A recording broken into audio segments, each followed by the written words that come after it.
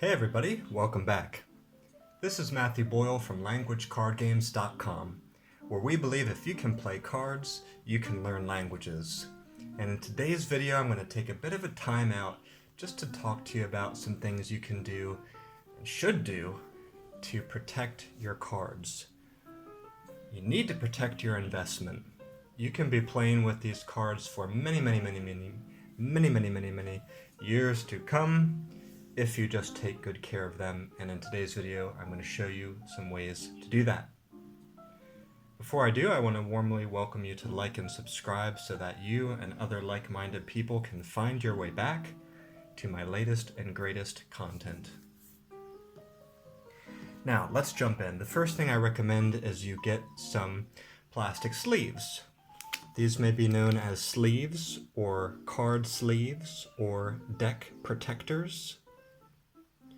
And you want to make sure they're the right size for the cards.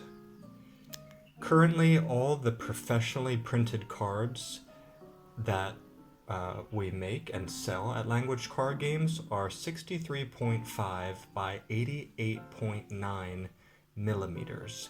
So you want card sleeves that are slightly bigger than that.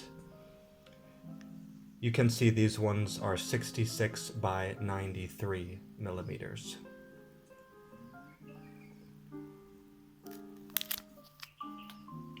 I'm not particularly, I don't mean to just recommend this brand, I just want to show you what sleeves look like. I have many different brands of sleeves around here that I experiment with. And what you're going to get is something like this. And then you can slide the card into there. And these need to be replaced. It depends how often you play and how you shuffle. What can happen if you play a lot and also if you shuffle the cards very roughly, sometimes the edges can split open over time or some other kind of damage might happen. So people tend to replace these every so often and just switch them out with some new sleeves.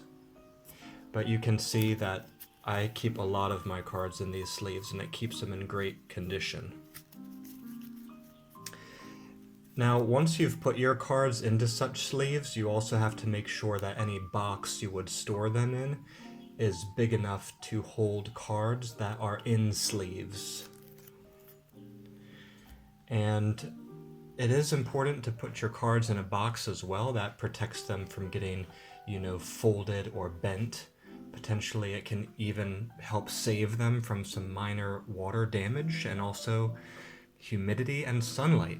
Humidity and sunlight is also something that we have to watch out for. Don't leave your cards open to especially direct sunlight. Try to just generally keep them out of the sun. Put them in a cabinet, a drawer, put them in an opaque box that sunlight cannot get through, because this strong direct sunlight especially can fade the cards and yellow the cards over time. With the humidity, if you're in a very humid environment, that can kind of warp cards.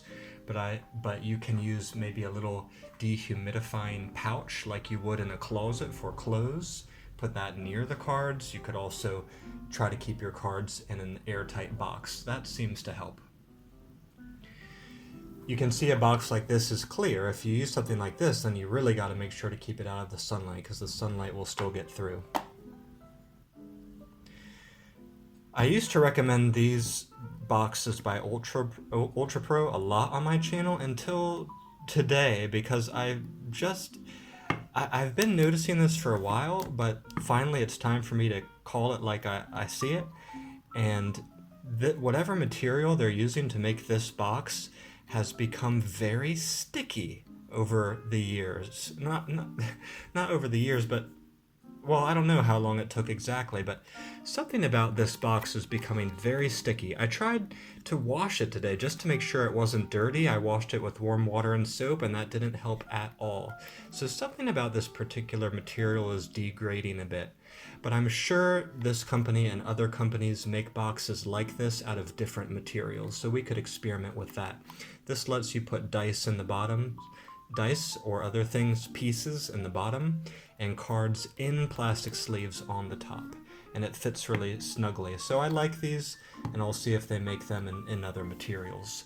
This is a very simple and cheap box that I've used probably for like 8 years or so, and it's traveled with me all over, so that's why it's so beat up, but it's still working great. Now, if you do our print and play games, you may experience some slight variations in the size. I made these cards a little bit smaller than the professionally printed ones because I was afraid that they would get clipped in people's printers, and I didn't want them to encounter that difficulty. So these ones typically will be a little bit smaller, but they should still fit fine in such plastic sleeves. Get ones that are a little bit smaller if you can. After you print these out and cut them out and measure them, try to get the sleeves that would work best for them. You could put these into sleeves. Another option, which would be great, is to laminate. I don't have any cards laminated right now. Try to get that to resolve. Hello. There we go. But I grabbed a photo that's laminated so you can see exactly what I mean. This is a laminated photograph. So you run it through a laminating machine. Now these cards are much smaller. You wouldn't need a very big machine, but if you had a bigger machine, you could line these up in rows, run it through, and cut them out. The word in English we use is laminate, or a laminating machine, or laminator. And schools tend to have these. So if you're a teacher and you've downloaded this half of this game for free or purchased this game, take advantage of the laminator at your school if you have one. You might be able to use that for free, and that is going to provide you with something that's really durable and can stand up to months or years of abuse from students. And if they ever really get too ratty, you can just print out another one. You'll always have access to this through the website. Just print out a new one and laminate it again. But that's about it. Use deck protectors or card sleeves. Alternatively, you can consider laminating. And then store your cards away from direct sunlight and excessive humidity.